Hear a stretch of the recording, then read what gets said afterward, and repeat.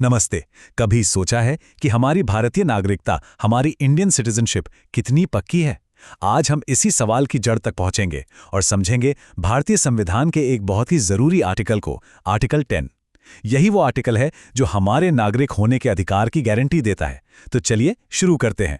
तो सबसे पहला और सबसे बड़ा सवाल तो यही उठता है, क्या किसी भी इंसान की भारतीय नागरिकता कभी भी किसी भी कारण से छीनी जा सकती है? ये एक ऐसा सवाल है जो हम सबके मन में कभी ना कभी तो आता ही है। और इसका सीधा सा जवाब पता है कहाँ है? हमारे संविधान के अंदर ही। और यहीं पर एंट्री होती है आर्टिकल 10 की। संविधान का यही वो हिस्सा है जो नागरिकता के कंटिन्यूटी यानी निरंतरता का वादा करता है। ये एक तरह का फंडामेंटल एश्योरेंस है, एक भरोसा है कि नागरिकता कोई टेम्परेरी चीज नहीं है। हाँ, मुझे पता है स्क्रीन पर जो लिखा है वो थोड़ा कानूनी सा लगता है, लेकिन घबराने की कोई बात नहीं। इसका असली मतलब ना बहुत ही सिंपल है। यह आर्टिकल बस इतना कहता है कि अगर कोई भी व्यक्ति संविधान लागू होते समय भारत का नागरिक था, तो वो नागरिक बना रहेगा। पर इसमें एक लेकिन है, और वो ये है कि संसद अगर कोई कानून बनाती है तो उसका असर इस पर पड़ सकता है।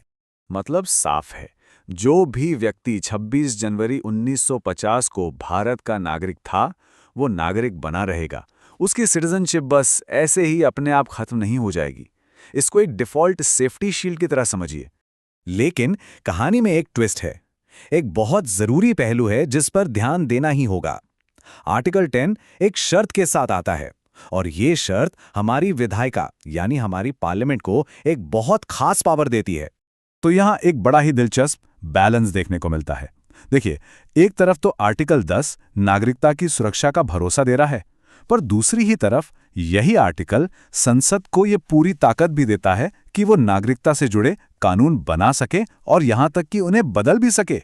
तो ये गारंटी और शर्त का एक बहुत ही अनोखा कॉम्बिनेशन है।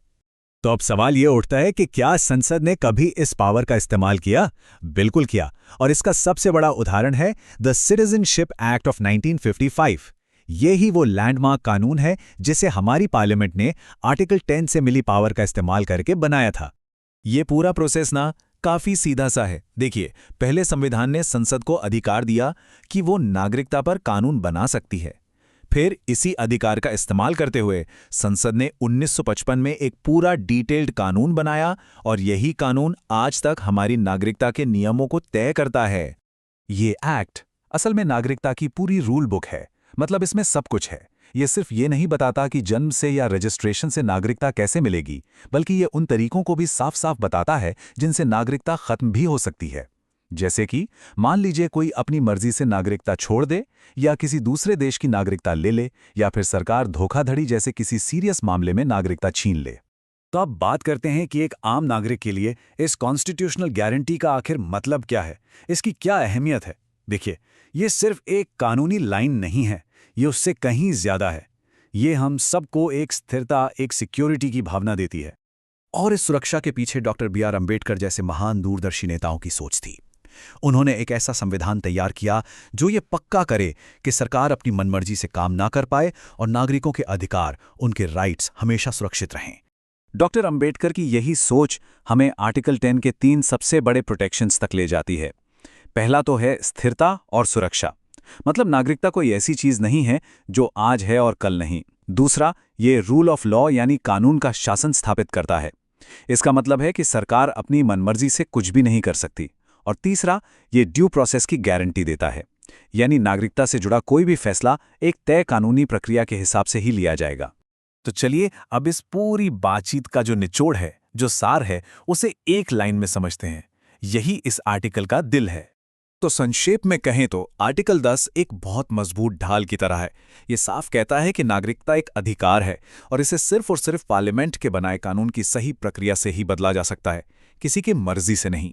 और ये पूरी बात हमें एक बहुत ही गहरे सवाल के साथ छोड़ जाती है। अगर किसी की नागरिकता को बदलने की ताकत कानून के हाथ में है, तो फिर ये कैसे सुनिश्चित किया जाए कि वो कानून खुद निष्पक्ष हों, न्यायसंगत हों और सबके लिए बराबर हों? इस पर सोचना बहुत जरूरी है।